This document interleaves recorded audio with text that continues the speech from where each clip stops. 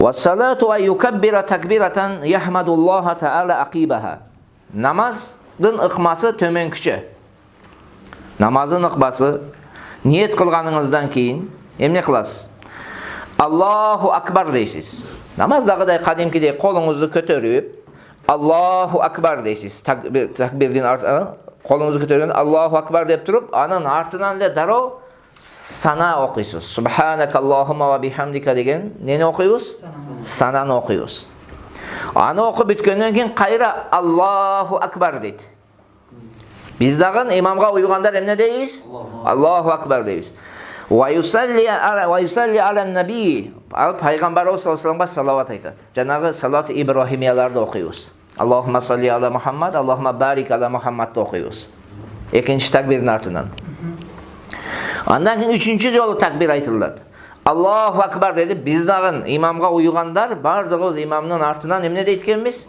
Аллаху акбар дейбиз. Yad'u fiha li nafsihi wa lil mayyiti wa lil muslimin. Бул жерде өзүбүздүн акыбызда, өлүктүн акында, жалпы момун мусулмандардын акында эмне кылабыз? Дуа кылабыз. Мына ушул жерде маселе бар эми. Ушул дуада. Ушул дуада балагатка жеткендер болсо, эркек менен аялдын дуасы эмне болот? Бирдей эле. Түшүнүңүздөр, балагатка жеткен болсо, Аллахумма гфир ли хаййина ва майитина деп кетебиз го. Ошол дуаны эркекке дагы, аялга дагы окуйбуз. Эми балагатка жете электер болсо, анда эмнеси бар? Айырмасы бар. Жаттагансыңарбы? Аллахумма жаалху лана фарата ва жаалху лана ажра ва зухра ва жаалху лана шафия ва мушаффаан деп туруп дуасы бар. Женский род болсо Аллахумма жаал халана деп кетет. Ошол дуаларды кийинки сабакта Кудай буйруса силерден жат сурайбыз, достор. Ар бир дуаны балагатка жеткендердикини өзүнчө, балагатка жете электердики балдар, кыздардыкын өзүнчө сурайбыз. Эми бул жерде маселе жинди тууралуу болот. Жиндиге кайсыл дуаны окуйбуз? Жиндиге шариаттын өкүмдөрү фарзбы? Жок. Намаз окуйбу? Жок. Орозо тутабы? Жок. Жиндиге кайсыл дуаны окушубуз керек? Бул жерде карайбыз, экиге бөлүп карайбыз. Эгерде кичинекей кезиден балагатка жете элек кезинен ошондой жинди болуп балагатка жеткен болсо, ошол киши анан ошол бойдон өлүп кетсе, жинди бойдон өлүп кетсе, ага жаш баланын дуасы окулат. Аллахумма жаалху лана фаратанды окулат. Түшүнүңүздөрбү? Ал эми эгерде балагатка жеткенден кийин жинди болгон болсо, же балагатка жеткенден жинди болуп өсүп да, бирок анан балагатка жетип туруп бир өзүнө келип, жакшы болуп, андан кийин өлө турган болсо, анда чоң кишилердин дуасы окулат. Түшүнүңүздөрбү? Акыбалды.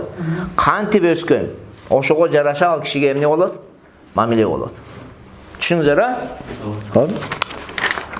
Сумма юкаббиру такбирatan рабиatan ва юсаллиму. Андан кийин төртүнчү такбирде айтат да, ассаламу алейкум ва рахматуллах, ассаламу алейкум ва рахматуллах деп салам айтат. Төрт эле такбир. Төртүнчү такбирден кийин эмне кылат экен? Салам айтат.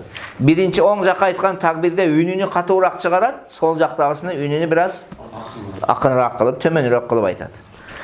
Вала ярфау ядайхи илля фит такбиратил ула. Биздин мазхаб боюнча биринчи такбирде гана эмнесин көтөрөт? Колун көтөрөт.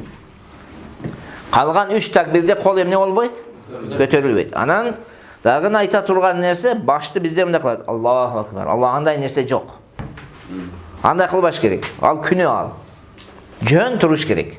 Жөн эле туруп Аллаху акбар деп коесуң. Мындай кылбайсың. Аллаху акбар. Аллаху акбар дейт го, бизде билесиңер ошону? Ошонун кереги жок ал.